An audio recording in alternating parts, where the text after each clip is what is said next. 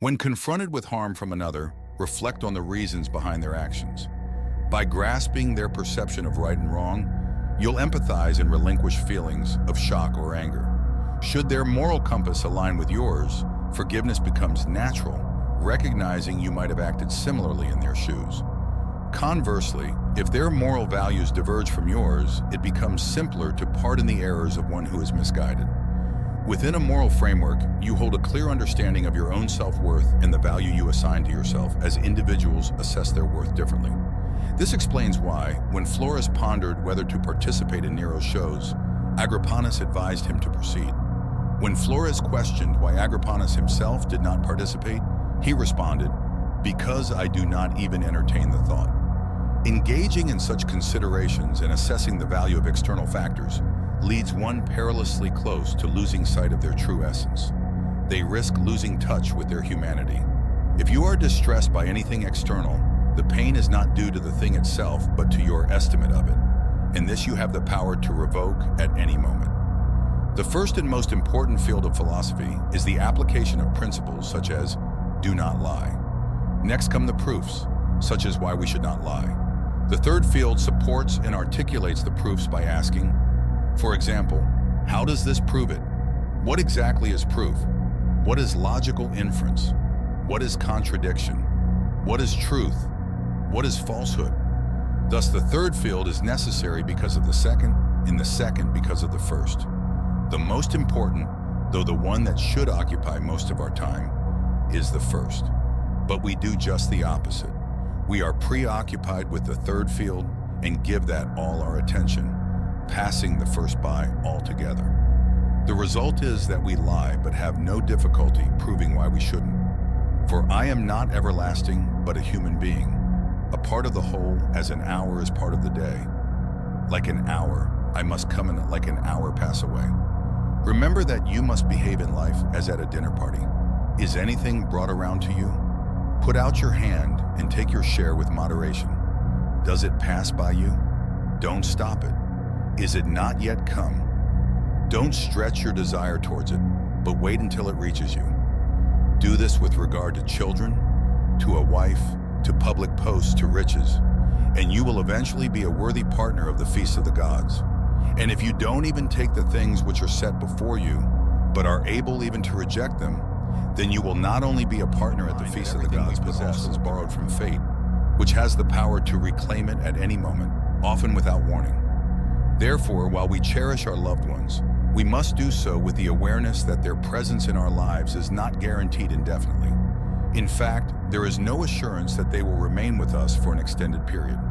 Never call yourself a philosopher, nor talk a great deal among the unlearned about theorems, but act conformably to them.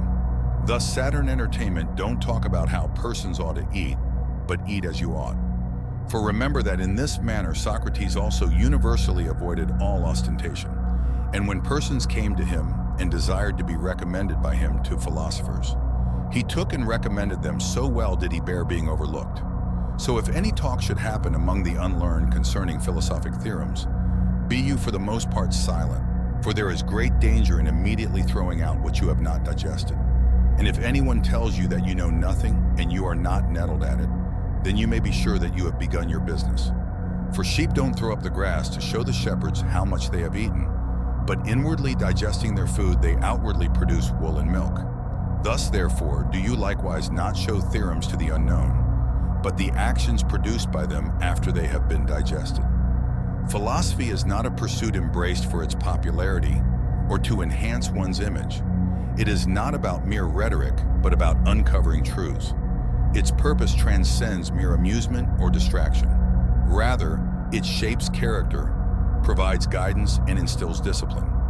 Like a guiding light in tumultuous seas, philosophy steers us through life's challenges and ensures we stay true to our course. Without its guidance, one cannot navigate life without fear or uncertainty. In every moment, there are numerous instances where we require wisdom, and for that wisdom, we turn to philosophy. What prevents us from saying that the happy life is to have a mind that is free, lofty, fearless, and steadfast? A mind that is placed beyond the reach of fear, beyond the reach of desire.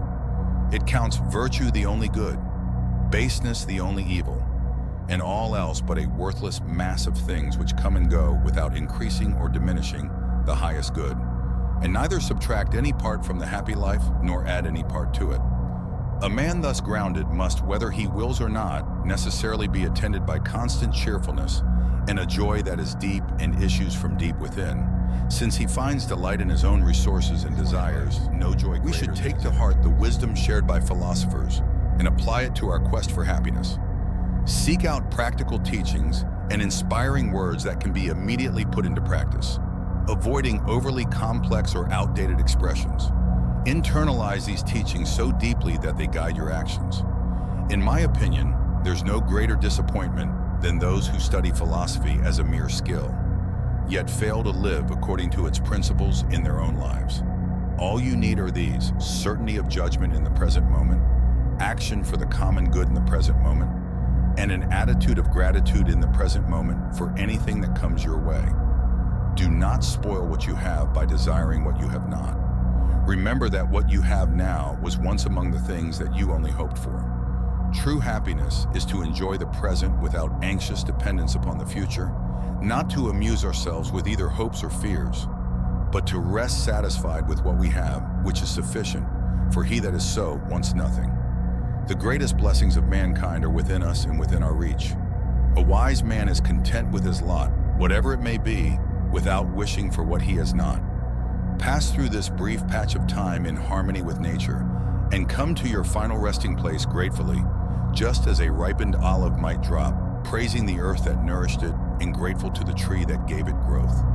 Wealth consists not in having great possessions, but in having few wants.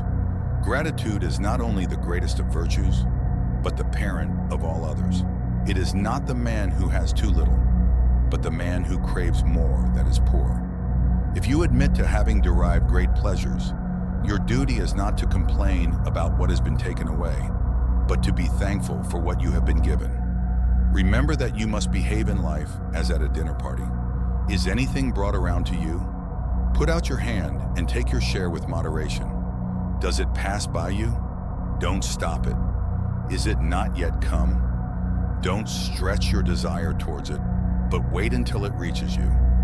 Do this with regard to children, to a wife, to public posts, to riches, and you will eventually be a worthy partner of the feast of the gods. And if you don't even take the things which are set before you, but are able even to reject them, then you will not only be a partner at the feast of the gods, but also of their empire.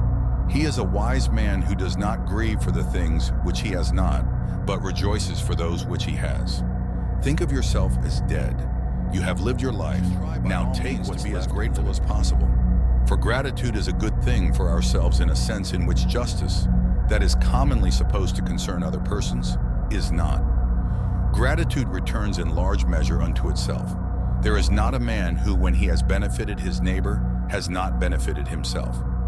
I do not mean for the reason that he whom you have aided will desire to aid you, or that he who you have defended will desire to protect you, or that an example of good conduct returns in a circle to benefit the doer, just as examples of bad conduct recoil upon their authors, and as men find no pity if they suffer wrongs which they themselves have demonstrated the possibility of committing, but that the reward for all the virtues lies in the virtues themselves, for they are not practiced with a view to recompense.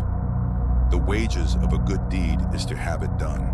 I am grateful not in order that my neighbor, provoked by the earlier act of kindness, may be more ready to benefit me, but simply in order that I may perform a most pleasant and beautiful act. I feel grateful not because it profits me, but because it pleases me. Cultivate the habit of being grateful for every good thing that comes to you, and to give thanks continuously, and because all things have contributed to your advancement, you should include all things in your gratitude. The desire for imaginary benefits often involves the loss of present blessings. When you arise in the morning, think of what a privilege it is to be alive, to think, to enjoy, to love. The chief task in life is simply this: to identify and separate matters so that I can say clearly to myself which are externals not under my control, and which have to do with the choices I actually control. Where then do I look for good and evil? not to uncontrollable externals, but within myself to the choices that are my own. When we are no longer able to change a situation, we are challenged to change ourselves. You have power over your mind, not outside events. Realize this and you will find strength. Everything can be taken from a man, but one thing, the last of the human freedoms, to choose one's attitude in any given set of circumstances, to choose one's own way. There is only one way to happiness, and that is to cease worrying about the things which are power while others are not. Within our power are opinion, motivation, desire, aversion, and in a word, whatever is of our own doing. Not within our power are our body, our property, reputation, office, and in a word, whatever is not of our own doing. In our control is the most beautiful and important thing, the thing because of which even the God himself is happy, namely, the proper use of our impressions. We must concern ourselves absolutely with the things that are under our control and entrust the things not in our control to the universe. If you want your children and wife and friends to live forever, you are a fool because you're wanting things that aren't within your power to be within your power, and the things that aren't your own to be your own. No person has the power to have everything they want, but it is in their power not to want what they don't have, and to cheerfully put to good use what they do have. The content of your character is your choice. Day by day, what you choose, what you think, and what you do is what you become. There are two things a person should never be angry at: what they can help and what they cannot. Make the best use of what is in your